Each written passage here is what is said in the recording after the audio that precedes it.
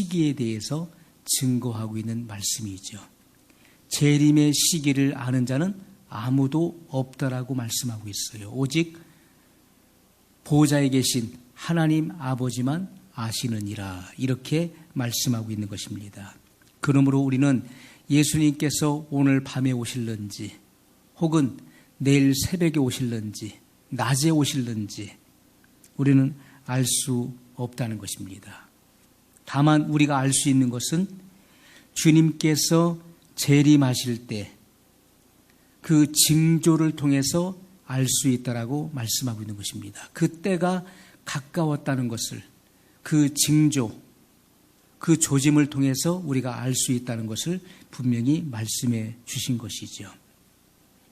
그러므로 예수님께서 재림하실 때가 가까이 오면은, 마태복음 24장 1절로 14절에 오면 이 땅에 하늘의 징조, 또 땅의 징조들이 나타나게 되는데, 먼저 사람의 미혹을 주의하라는 말씀이 먼저 나옵니다. 사람의 미혹을 주의하라. 미혹을 받는 사람은 마귀의 지배하에 들어가게 되는 것입니다. 우리가 가장 이 마지막 시대에 경계해야 되고 또 주의해야 될 부분들은 사람의 미혹을 주의하라는 것입니다.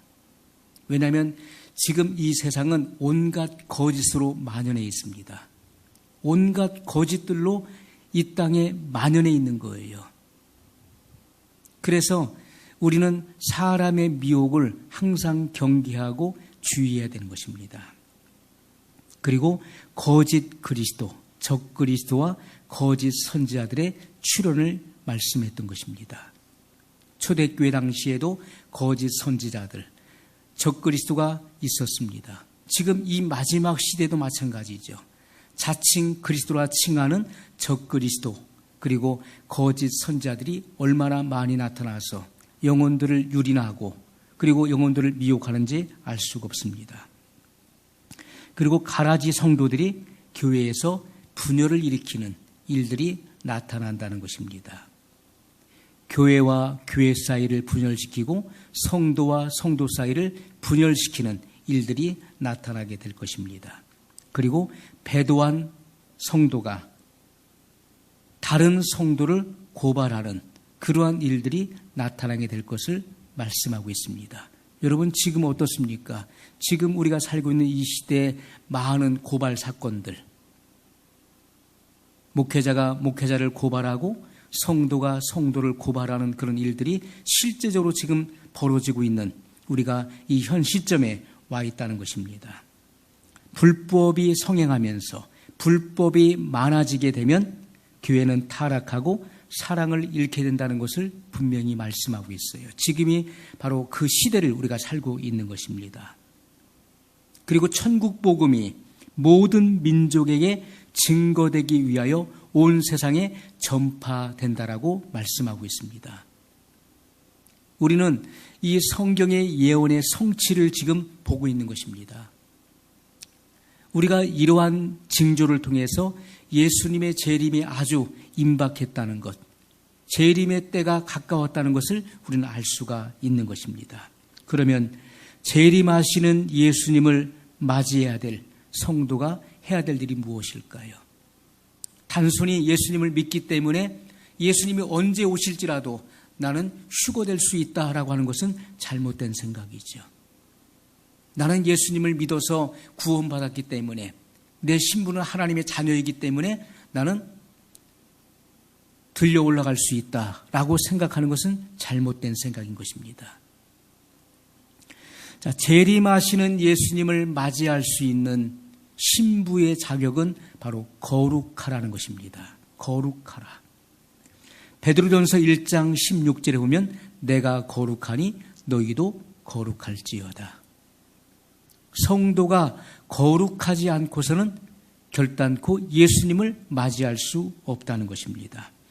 거룩하라고 하는 것은 하나님의 자녀된 자들이 반드시 복종해야 될 주님의 명령이라는 것입니다. 주님의 첫째 되는 명령이에요. 죄인에게는 회개하라고 명령하셨어요. 여러분, 죄인에게는 가장 먼저 선행돼야 될 부분이 회개인 것입니다. 이것은 단순한 회개 기도를 명령한 것이 아니에요. 방향 전환을 말씀하신 것이죠. 방향 전환입니다. 우리가 회개라고 하는 것은 생각이 바뀌어지는 것을 의미하는 것입니다.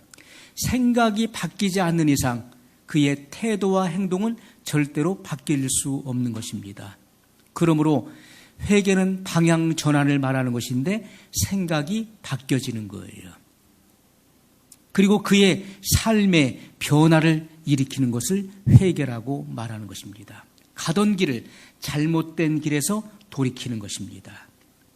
죄인에게는 회개하라고 명령하셨고 회개한 성도에게는 내가 거룩하니 너희도 거룩할지어다 이렇게 명령하시는 것입니다.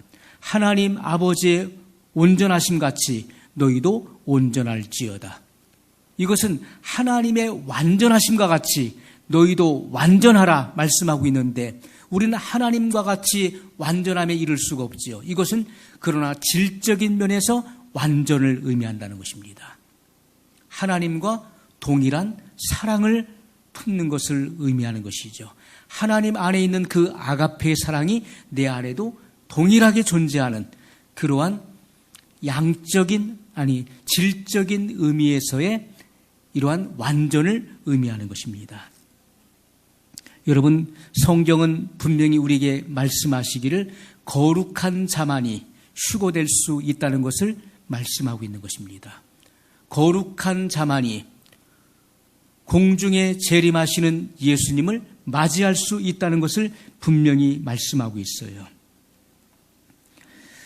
우리가 로마서 7장과 8장의 말씀을 비교해 보면은 우리가 7장에서는 사도 바울의 탄식의 고백이 나옵니다. 오라 나는 곤고한 사람이로다. 나는 괴롭다는 거예요. 누가 나를 이 사망의 몸에서 구해내랴. 누가 나를 이 사망의 몸에서 해방시킬 수 있느냐라고 탄식합니다. 자, 그러다가 8장에 넘어가면서 그런즉 그리스도 예수 안에 있는 자에게는 결코 정죄함이 없나니 생명의 성령의 법이 죄와 사망의 법에서 나를 해방하였습니다. 이렇게 이제 자유와 해방을 선포하는 내용이 나오고 있습니다. 여러분, 우리가 7장에서 사도 바울이 고백하는 그 내용은요, 내 지체 속에 한 다른 법이 있다는 것을 고백하고 있습니다. 내 지체 속에 한 다른 법이 내 마음의 법과 싸워 내 지체 속에 있는 죄의 법 아래로 사로잡아 오는 것을 보는도다. 이런 마음의 법은 바로 하나님의 계명을 따르는 하나님의 말씀에 순종하는 것을 의미하는 것이죠. 내가 마음으로는 하나님의 법에 순종하려고 하지만은 내 지체 속에 한 다른 법이 있다는 거예요. 이 한 다른 법이 내 마음의 법과 싸워 내 지체 속에 있는 죄의 법 아래로 사로잡아 오는 것을 보는도다. 이렇게 고백하고 있는 것입니다. 여러분, 우리는 이 내면의 질서가 확립되지 않으면 안 되는 것입니다. 우리의 내면이 공허하고 혼돈하고 흑암이 깊음 위에 있어서는 안 되는 거예요. 내면이 항상 어두워 보십시오. 내면의 질서가 없고 무질서해 보십시오. 그 사람은 항상 속박 가운데 묶여 있는 사람이에요. 속박 가운데 있는 사람입니다. 그 사람은 죄의 영향권 안에서 벗어나지 못하고 있는 사람이에요. 사도 바울은 자신의 경험적 변증을 통해서 성령의 감동으로 이 말씀을 기록하고 있는 것입니다. 그가 분명히 체험했었던 것을, 그가 체험했었던 그 일을 경험적 변증을 통해서 성령의 감동으로 기록하고 있다는 것입니다. 그는 죄의 영향력 아래 있었어요. 그는 예수님을 구주로 믿었지만은 그러나 여전히 죄의 영향력, 죄의 영향권 안에서 벗어나지 못했던 사람이었어요. 그러나 로마서 8장에 가서 이런 죄의 법이 나를 사로잡아 오는 것을 볼 때에 8장에 가서 그는 비로소 열리게 되는 것입니다. 그의 영성에서의 자유를 얻게 되는 거예요. 그의 모든 삶의 영역 속에서 모든 속박과 그런 어둠의 결박으로부터 해방되고 자유를 얻는 그런 선언을 비로소 하게 되는 것입니다. 내 안에 내주하시는 성령의 법에 내가 순종할 때, 내 안에서 내주하시고 내 안에서 선한 동기와 욕구를 끊임없이 불러일으키시는 그 성령님의 뜻에 내가 순종할 때, 나의 자유의지를 가지고 죄의 법에 순종하는 것이 아니라 생명의 성령의 법에 순종할 때 그 생명의 성령의 법이 죄와 사망의 법을 무력화시키는 그러한 능력을 경험하게 되는 것을 기록하고 있는 것입니다.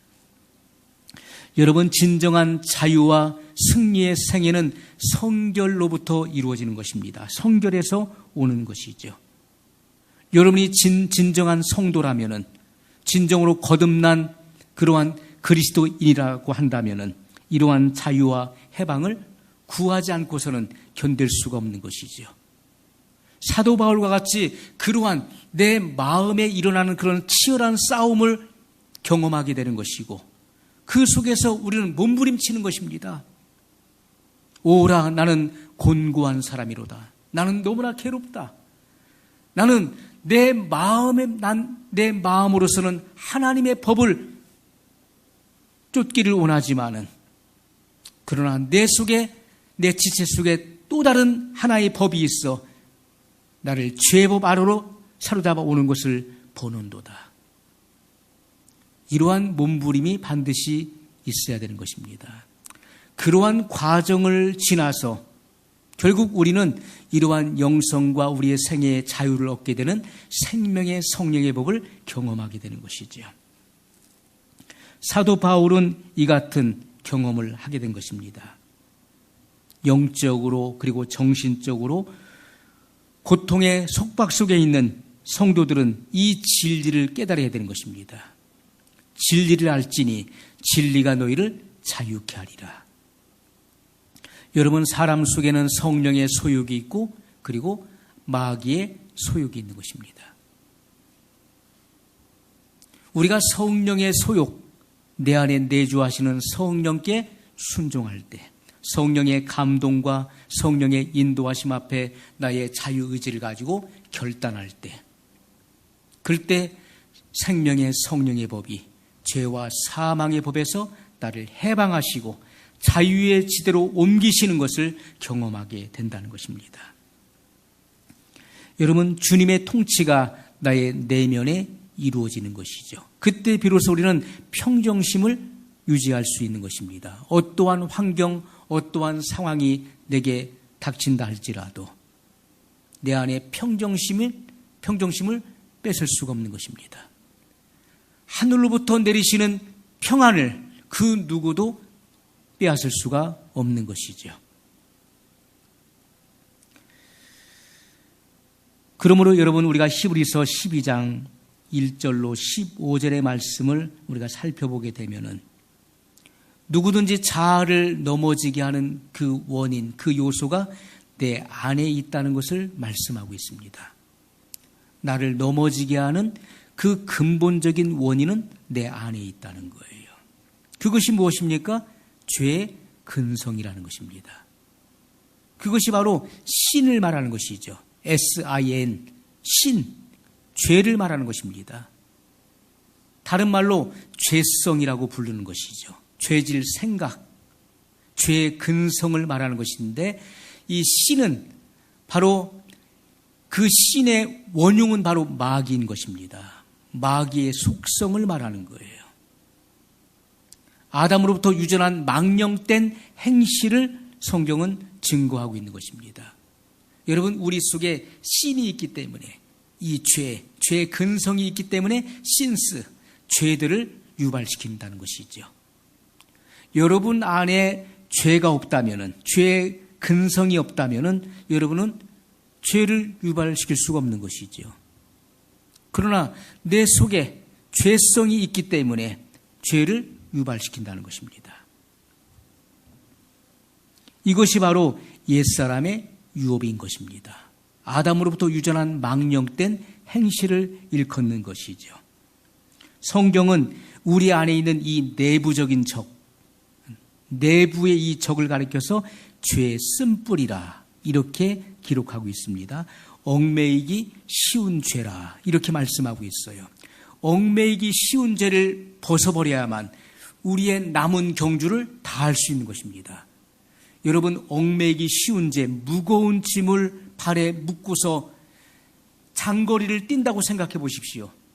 그것처럼 어렵고 곤욕스러운 것이 없습니다. 그는 얼마 못 가서 지쳐 쓰러지고 말 것입니다. 그러므로 여러분, 긴 경주를 하는 사람은, 마라톤을 뛰는 사람은 얽매이기 쉬운 죄를 벗어버려야 된다는 것입니다.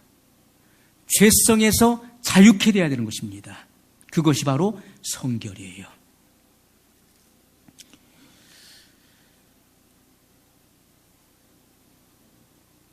또 속에 있는 죄, 성경은 이 내면의 이 적을 가리켜서 속에 있는 죄라 이렇게 부르고 있습니다.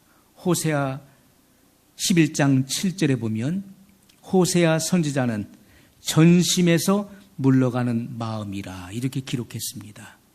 전심에서 물러가는 마음이라. 여러분, 그러므로 우리 속에 있는 이 내부의 적이 바로 주님의 말씀과 보혈로 씻겨져야 되는 것입니다. 우리의 이 죄의 근성이 하나님의 말씀과 주의 보혈로 깨끗하게 씻겨져야 돼요. 그래야 성결케 되는 것입니다. 우리는 이 모든 어둠의 속박에서 자유케 되고 하나님의 말씀을 쫓을 수 있는 그런 강력한 힘을 얻게 될 것입니다. 그래야 우리가 하나님께서 귀히 쓰시는 그릇이 될 수 있는 것이죠. 디모데후서 2장 20절로 21절에 보면 우리가 하나님의 집, 교회에는 큰 그릇도 있고 작은 그릇도 있습니다. 귀히 쓰는 그릇도 있고 천이 쓰는 그릇도 있어요. 금 그릇도 있고 은 그릇도 있고 또 나무 그릇도 있고 질 그릇도 있는 것입니다. 다양한 종류의 그릇이 있는데 자기 자신을 비워 깨끗하게 한 자가 귀히 쓰임받는다는 말씀을 하고 있습니다. 여러분, 우리가 하나님께서 사람을 들어 쓰실 때 누구를 들어 쓰실까요? 지식인을 들어 쓰시는 것입니까? 그렇다면 예수님 당시에 예수님의 12제자는 거기에 해당되지 않는 것이죠. 서기관이나 바리새인, 제사장들이 거기에 해당될 것입니다. 주님이 사람을 들어 쓰실 때는 지식인을 쓰시는 것이 아닙니다. 언변에 탁월한 사람을 쓰시는 것도 아니에요. 사람의 어떤 외모를 보고 어떤 수단을 보고 쓰시는 것도 결코 아니라는 것입니다. 예수님의 피와 그리고 성령의 불로 그 죄가 태움받고 죄성이 태워져서 정결하게 된 사람을 들어 쓰신다는 것입니다. 그래서 우리가 깨끗한 그릇이 되어야 돼요. 자기를 비워 깨끗하게 된 사람은 귀한 그릇입니다. 우린 큰 그릇이 돼야 돼요. 작은 그릇이 큰 그릇에 담기는 것이지 큰 그릇이 작은 그릇에 담길 수 있는 것이 아닙니다. 모든 것을 수용할 수 있는, 모든 이들을 수용할 수 있는 큰 그릇, 넓은 그릇이 돼야 된다는 것입니다. 오늘 우리는 재림에 대한 준비를 갖춰야 되는 것입니다. 왜냐하면 예수님께서 오실 때가 임박했다고 하는 이 시대의 징조를 통해서 이 시대에 나타나는 그 조짐들이 그대로 성취되고 있기 때문에 우리는 예수님을 맞이할 준비를 하지 않으면 안 되는 것입니다. 성경은 분명히 거룩하지 못한 자는 주를 보지 못한다 이렇게 말씀하고 있죠. 재림하시는, 공중에 재림하시는 예수님을 맞이해서 혼인잔치에 들어가기를 소망하는 자들은 반드시 성결의 은혜를 받아야 된다는 것을 말씀하고 있는 것입니다. 여러분, 이 성결의 은혜, 우리의 교리도 강조하고 있는 것이죠. 우리의 교리가 사중복음입니다. 중생, 성결, 신유, 재림 중에서 가장 강조하는 것이 성결이죠. 여러분, 이 성결은 주님의 재림과 직접적인 연관을 가지고 있는 것입니다.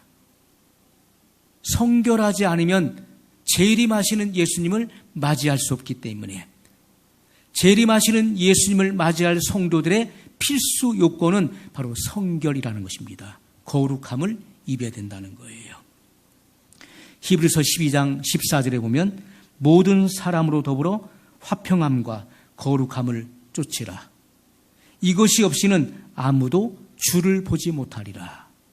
주를 보지 못한다는 것은 재림하시는, 공중에 재림하시는 예수님을 만나뵐 수 없다는 것을 증거하고 있는 것이죠. 여러분, 우리가 재림하시는 예수님을 맞이할 수 있는 요건이 무엇입니까? 화평함과 거룩함을 쫓아야 된다는 거예요. 이것이 없이는 아무도 주를 보지 못하리라.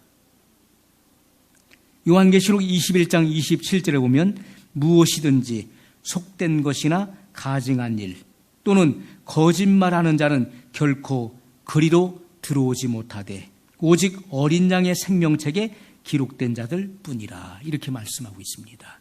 여러분, 속된 것, 속되다는 것은 뭘 말하죠? 더러운 것을 말하는 것입니다. 이것은 주의 보혈로 그의 죄악이 씻겨지지 않았기 때문에 더러움 그 자체로 있다는 거예요. 죄를 짓고도 죄를 죄로 알지 못하고 죄를 고백하지 않는 사람은 죄 그대로 남아있는 것입니다. 그 사람은 속된 거예요. 그 사람은 더러운 자입니다. 그 사람은 어린 양의 보혈로 씻겨지지 않았기 때문에 주님의 나라에 들어올 수 없다는 것이죠. 가증한 일을 행하는 자, 무엇입니까?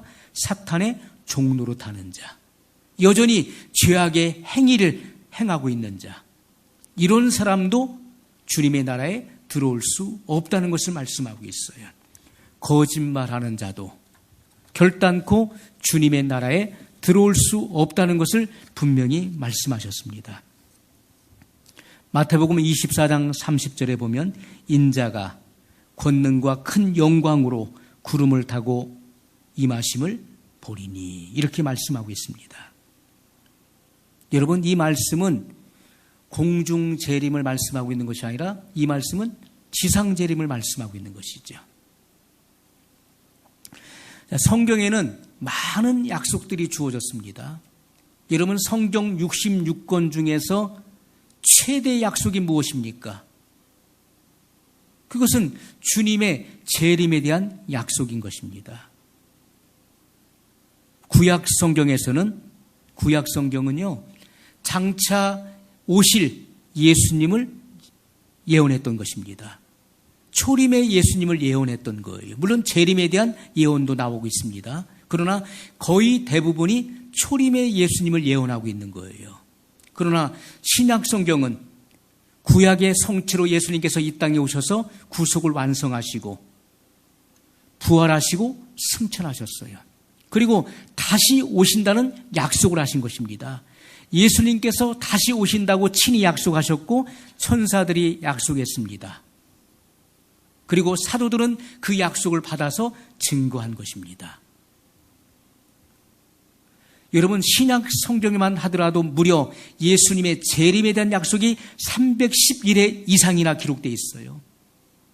신구약 성경을 다 포함하면 365회 이상 기록되어 있는 것을 보게 됩니다. 예수님의 재림에 대한 약속이 그렇게 많이 있어요.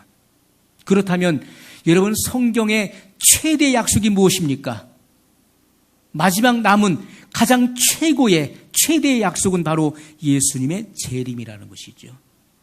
그런데 오늘날 많은 교회와 많은 사람들이 이 재림을 언급하지 않습니다. 재림을 이야기하면은 잘못된 사람으로 오인을 받게 되고, 요한계시록을 다루게 되면은 자칫 이단으로 취급을 받을 수 있기 때문에 증거하지 않는 것이죠. 여러분, 미국의 통계 자료 속에서 보게 되면은 재림에 대해서 증거하고 있는 교회는 불과 2% 미만이라는 통계가 나왔어요. 수많은 교회들 속에서 예수님의 재림을 증거하는 교회는 불과 2% 미만에 불과하다는 것입니다. 가장 최대의 약속, 가장 중요한 약속을 이렇게 묵인한다는 것은 성경 말씀을 인정하지 않는다는 것이죠. 여러분, 우리는 그 어느 때보다도 예수님의 재림의 징조가 하늘에 또는 땅에 교회 속에 나타나는 것을 볼 때에 우리는 이 재림을 더욱더 강조하고 증거해야 될 것입니다. 그래야만 성도들이 깨어 일어나 준비할 수 있게 될 것입니다. 재림을 증거하지 않으면, 이 재림의 복음을 증거하지 않으면 성도들은 무방비 상태에서 깊은 세상과 죄에 취하여서 잠을 잘 것이고 아무도 주님을 영접하지 못하게 될 것입니다. 여러분, 성경에는 주님의 공중재림과 지상재림에 대해서 분리해서 말씀하고 있는 것을 우리가 보게 됩니다. 그런데 많은 사람들이 공중재림과 지상재림을 구분하지 못하기 때문에 의심의 안개 가운데 있는 자들이 너무나 많이 있는 것입니다. 공중재림은 볼 수 없게 임하시는 것이지만은 이 땅에 있는 자들이 공중에 재림하시는 하나님 보좌 우편으로부터 공중에 재림하시는 예수님을 볼 수 없어요. 그러나 지상재림은 모든 사람이, 이 땅에 있는 자들이 예수님이 지상으로 재림하시는 광경을 보게 될 것이라고 말씀하고 있는 것입니다. 공중재림은 7년 대환란 전에 이루어지는 사건이고 지상재림은 7년 대환란 끝에 임하시는 것입니다.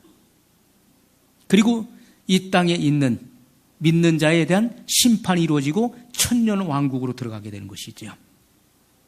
우리가 데살로니가전서 16절로 17절에 보면 휴거된 성도들이 공중에서 주님을 영접할 그 영광을 증거하고 있는 말씀입니다. 주께서 호령과 천사장의 소리와 하나님의 나팔로 친히 하늘로 쫓아 강림하시리니. 이것은 공중재림을 증거하고 있는 것이죠. 마태복음 24장 29절로 30절을 보면 거짓을 버리고 돌이킨 유대인들, 그 유대인들이 지상에서 예수님을 영접할 영광을 증거한 내용이 나오고 있는 것입니다. 그날 환란 후에 즉시 해가 어두워지며 달이 빛을 내지 아니하며 별들이 하늘에서 떨어지며 하늘의 권능들이 흔들리리라. 이것은 지상재림을 말씀하고 있는 것입니다. 지상재림할 때 이 같은 징조가 하늘에서 나타나는 것입니다. 인자가 자기 영광으로 모든 천사와 함께 올 때 자기 영광의 보좌에 앉으리니. 지상 재림하셔서 심판하시는 광경을 말씀하고 있는 것이죠. 여러분, 오늘 우리는 하늘로서 내리는, 하늘로서 오는 그 빛으로 나가야 되는 것이고, 그리고 성경에 기록되어 있는 모든 말씀을 밝히 분별해야 되는 것입니다. 분별해야 되는 것입니다. 마태복음 25장 31절에 보면 만국 백성을 모아 심판하신다는 말씀이 나오고 있어요. 만국 백성을 모아 심판하신다. 여러분, 우리는 공중에서 일어날 일, 이 지상에서 되어질 일들을 정확하게 말씀을 주의 깊게 살핌으로써 구분할 수 있어야 돼요.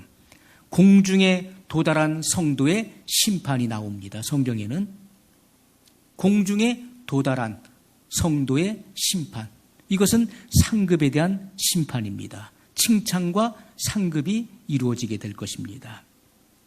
또 이 지상에서 하는 모든 민족과 유대인에 대한 심판이 이루어지게 되는 것입니다. 그것은 바로 이 지상으로 재림하셨을 때 천년 왕국을 세우시기 전에 이루어지는 심판을 말하는 것이죠. 그때는 참과 거짓을 구분하시는 심판을 말합니다. 양과 염소를 구분하는 것 같이 하신다고 성경은 기록하고 있어요. 여러분, 양과 염소를 구분하기는 쉬운 것입니다. 우리가 양과 염소를 외면적으로도 구분할 수 있지만은 더 중요한 것은 그 속성이 다른 것입니다. 양과 염소는요, 그 속성에 차이가 있는 거예요. 하나님은 사람의 외모를 보지 아니하시고 그 중심을 보시는 것입니다. 그 내면의 변화를 주님은 보시는 거예요. 그리고 천년 왕국 이후에 물론 대소하고 죽은 자의 심판이 나오고 있습니다. 또 짐승과 거짓 선지자를 잡아서 산채로 유황불못에 던지는 심판도 성경에 말씀하고 있어요. 데살로니가후서 2장 8절에 보면 그때에 불법한 자가 나타나리니, 이 불법한 자라는 것은 멸망의 아들 적그리스도를 말씀하고 있는 것이죠. 주 예수께서 그 입의 기운으로 저를 죽이시고 강림하여 나타나심으로 패하시리라, 이렇게 말씀하고 있습니다. 스가랴 12장 9절에 보면 예루살렘을 치러 오는 열국을 그날에 내가 멸하기를 힘쓰리라, 이렇게 말씀하고 있어요. 여러분, 계시록 20장 2절로 3절에 보면 마귀를 무저갱에 1000년 동안 던져놓고 그리고 임봉합니다. 감금시키는 것입니다. 그리고 1000년 왕국을 건설하는 데 있어서 방해가 되는 자들을 지상에서 몰살시키고 제거하시는 말씀이 계시록 19장 20절로 21절에 정확하게 기록되어 있어요. 그래야만 1000년 왕국을 이룰 수가 있는 것입니다. 또 주님께서 누가복음 21장 27절로 28절의 말씀을 보게 되면은 자기 백성, 누굽니까? 유대인들을 말하는 것이죠. 주께서 자기 백성을 심판하여 구원하실 때, 이때 어떤 광경이 펼쳐집니까? 12사도가 주의 보호자 오른편에 앉게 됩니다. 우편 보호자에 앉게 되죠. 그리고 이스라엘의 12지파를 심판하게 되는 그런 약속의 말씀이 주어져 있습니다. 그뿐만이 아니죠. 계시록 20장 4절 말씀해 보면요, 마태복음 19장 28절에는 그 12사도가 이스라엘의 12지파를 심판하는 권세가 주어졌음을 예수님은 미리 예언하신 것이고요. 계시록 20장 4절에 보면 순교자들이 나옵니다. 순교자들을 위한 보호자가 나오는데, 여기서 말하는 이 순교자들은요, 짐승의 우상에게 절하지 않은 자들, 그리고 그 이마나 오른손에 표를 받지 않은 자들이에요. 예수 믿음의 증거와 하나님의 계명을 지키기 위해서 순교한 자들, 7년 대환란을 통과하여 순교한 자들을 말하는 것입니다. 그들을 위해서 보호자가 예비되어 있어요. 그리고 하늘로 들려진 공중 휴거된 성도들의 보호자가 예비되어 있고, 그리고 그들은 심판하는 권세를 받았음을 성경이 분명히 증거하고 있는 것입니다. 여러분, 우리는 하나님의 말씀을 통해서 우리는 이제 장차 오실 예수 그리스도에 대한 신랑의 자격으로 오시는 예수님에 대한 소망을 가져야 될 것입니다. 하나님의 말씀을 주의 깊게 깊이 봐야 될 것입니다. 더 깊은 계시를 간직하고 소유해야 될 것입니다. 그러한 사람들을 통해서 하나님께서는 하나님의 나라를 확장시키는 큰 일을 맡기실 것입니다. 여러분, 이 일을 위해서는 준비하고 또 기도해야 될 것입니다. 오늘 말씀을 기억하면서 우리 한 목소리로 같이 기도하겠습니다. 영원하신 사랑의 하나님 아버지, 감사합니다. 오늘 저희들 이 마지막 시대에 부름받은 저희들이 아버지의 뜻을 알고 그 뜻을 행할 수 있도록 도우시고 역사해 주옵소서.